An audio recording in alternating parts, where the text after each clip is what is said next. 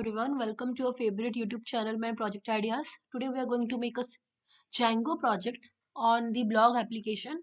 Let's have a look at the requirements first. First, you require an integrated development environment for running and compiling the source code. Second, you require a text editor where you're going to write your code. You may use any text editor, but I have used VS Code here. Then we require an operating system that's very simple, mandatory, and it's a no-brainer. Then we need to use certain libraries, you can say languages, certain packages like the Python, because we are going to write the project on Django, so Python is a must. I use the version 3.9.1 here. You can use anything as per your choice, but the code should run right. Then Django, I used version 3.2.3. Then PIP, that is called pip. This is required for the Python modules installation, like your virtual environment, migrations, certain modules, etc. Now what we are going to do is we are going to have a look at the code part, and I'll show you how does your Django file looks like, because I guess this is a very first Django project. So this is our folder block site. Don't be very panic, or don't be very overwhelmed by seeing this. It's simple if you understand it step by step. So be with me throughout the video. So we have this blog site folder first. These are your settings. The init is like the super function here, the Python, the certain Python settings, and this is your Python file. See how does the Python file looks like. This is your Python icon. If you are assigning a file to be in Python, so the icon changes like this. So let's have a look. This is your ASGI configuration for the block site project. The name of our project is block site. So this is it exposes the ASGI callable as a module level variable named application. So what we are going to do is we are going to import, and from Django core ASGI we are going to get ASGI application. Then we are going to set the environment, the Django settings module, and the block site settings. Then this is a function call. We are going to call the ASGI application, and the the parameters will be stored in application. In Python, there is no need to initialize a variable with the name of the data type. It is by default. Python is a very modern and a very user-friendly language. So this is the settings for block site project. It is generated by the admin start project using Django 3.2.5 version. These are certain links. If you want to have certain information on this file, you can go through these links. From path library, you can import path, and you have to import OS. Here what you're going to do, you're going to build path inside the project. How? The base directly will be path. This is your super function dot resolve parent dot parent. Then this will be your quick start development settings. After doing that, then you have to have a security warning. This is a secret key which is used in the production secret. This is a secret key which we have. This I got from, this is a secret key which I used. You can use this or you can change it as per your choice. Then these are our installed apps. Whatever apps we require, like the admin authentication, content type, sessions, messages, static files, blog configuration, human size, etc. This is your middleware. This is our URL configuration, and this is the templates, the backend directories, app directories, options. These are our databases, because Django is basically used as backend here. We have used HTML, CSS. So these are the databases which we are going to use, like the SQLite 3. I have used here SQLite 3. This is the authentication password validation, and what the language we have used, and the static URL, media URL, the media root, and the static directory is also used as such. So this, I hope you understood the settings.python. Now let's move to urls.py. In the urls.py, what we are going to do is, here basically we are going to add the URL path we are going to import certain views. Then we are going to import Django URLs, which we can use in our code. So as you can see, we are going to import admin from django.contrib. In Django, you have a concept called super user. So the super user is basically that guy who will have the password and the username of who can like modify you, who can see all the transactions which you have made, who can modify your code, who can see like the backstory, like like I'm writing a blog, so I have access to my blog only. I don't have access to your blog, right? But the super user will have the access to your and my blog as well. So basically, it is admin. So in Django, if the from the first a super user will be created who is the creator of the project, who will have the access to all the other users who are going to use the project. Then here we have a concept called virtual environment where the security of your system is kept intact.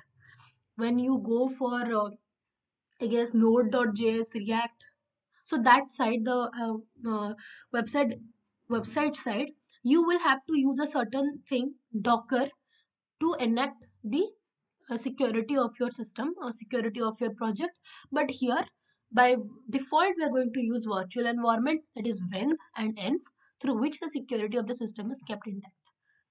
Now we have this wsgi.py. Here we are going to get the wsgi application. The environment settings are set, and again your application is done. Now let's have a look at the media. So there are certain images which we have used. These are the images for certain avatars and the profiles and the blogs. So you can change it as per your convenience. And for default, we have this. So I can change it because I'm writing a blog. I thought of because I'm writing a blog and I'm working on Django. So I thought of having this image. But again, it depends on, you can delete it from here, you can change it from here. So it's your choice. Then we have Bootstrap. Why do we have Bootstrap? Because yeah, you should have your code to look good, right? So this is your Bootstrap file. It's very lengthy because we have everything which we require here, all the columns and sets we have defined here. So this thing it is very time taking. It's very complicated to write also. It's very time taking. It's not complicated. It's a bit time taking. It's a bit hectic. So you can directly copy this from my site, from my code, and you can use it. So this is nothing. It's a no-brainer. We are going to change. So you know what is dot, right? The element selector. Then you can change like margin, you can put margin, you can put border, you can have the flex, width, etc. Everything you can have right here, right? So this is basically your Bootstrap. So this you can copy directly, no need to waste your time writing it by yourself. It's a no-brainer. This is our JavaScript. In JavaScript, what you have done, we have basically the JavaScript, we have basically what you have done is we have certain transactions. We have created certain objects. We have marked the object as null and undefined. We are going to match the objects. Then we are going to get the prefix, the selector, the attributes. Basically all the functions like the click function, the submit function, the login function, everything is defined here. You will get to know when I'll show you the project. Then so please don't get so much overwhelmed here. When I'll show you the projects, things will get clear eventually. So this is our style.css basic thing. When you're writing some when you're working on a website or even an app, CSS, that is the cascading style sheets, is a must. So here we have selected the HTML and body. We have given the height and weight. Here we have given the width, max width. This is the avatar. Avatar is a profile pic. I guess you, as tech enthusiast, you must know what's avatar. Then this is user image profile. So we can put the image in the center. We can put the image in the right, left, justify.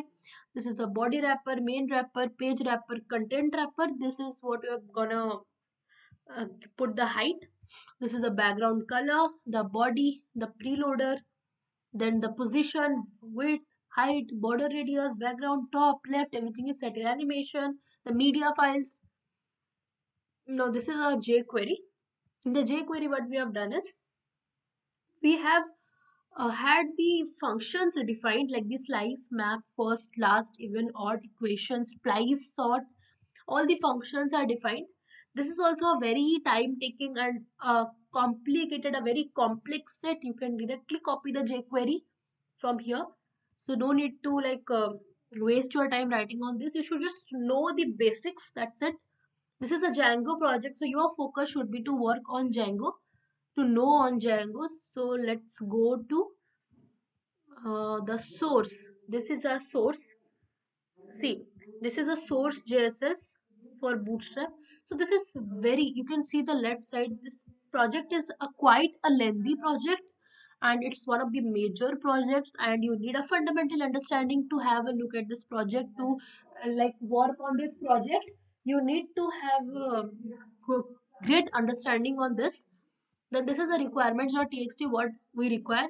We require pillow. While I run pillow is also a library. So while I run it, you will get to know. So this is a very see, certain components are there, and these components are very complex. So you should know the basics, like how does the Python run, what is Django, what is super user, what is when, what is pip, what is pillow. So now what we are going to do is I'll show you how does this work. Let's go to the terminal. So we are in the terminal. The name of our project is block site. So let me move to block site. See, CD means you are going to change the directory, change it. You're going to inside. So see, the name of the folder was block site, and under block site we have this block site folder, the main folder. Okay. Then what we are going to do? Python, Python. Just a minute. Yes, I'm doing it correct. Yeah, Python manage.py migrate. Python manage.py migrate. Python manage.py migrate. This is what we're going to do. Then Python manage.py run server. Okay. Okay, so it's running.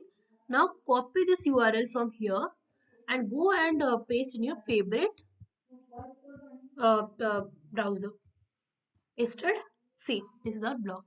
So basically, just you can see here, we can read it from here. This is our the author is admin, category is this. So this is what we have. Certain tabs are running like home, celebrity, technology, sample 101, and all categories. So these are the we from the we have not logged in yet. Let's log in. So this is my account. Okay, I'm not the super user yet. This is my account. Let's log in. So this is, see, howdy Simran Patnaik, my account, and I can just read it here. There is no certain thing. I don't know what is going on here. I just can read certain things. See the images. This is your JavaScript. Read. When you're clicking it, you're going to open certain things. The look is your CSS. Okay. So these are certain blocks. And this is my account. It says howdy, see, full name Simran Patnaik, birthday I have not given, contact address, email is this, and username is Simran. Okay, I can update my profile also. See, I can update my profile. I have not given my birth date. Let's see if I give my birth date, then what changes does it make? My birth date is in 2003 and it's Feb 13. Let's see. Update. Okay, let's put this address now. Update. See, my contact number changed, my birthday changed. Easy peasy. Now this is my profile wala thing. Now let's log out and go to the admin. So I have the admin. Cool. Let's log in. This is our admin dashboard. See, Mark Cooper. I have named it as Mark Cooper. So here you can get everything. You can change certain things.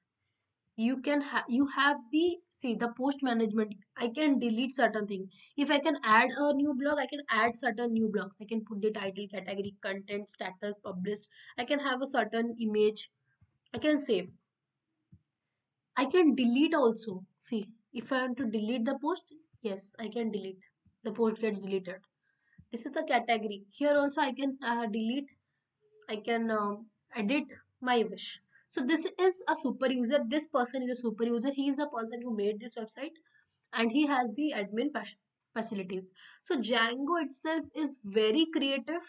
Django itself is super easy. It's convenient to use. It's fast. It's robust.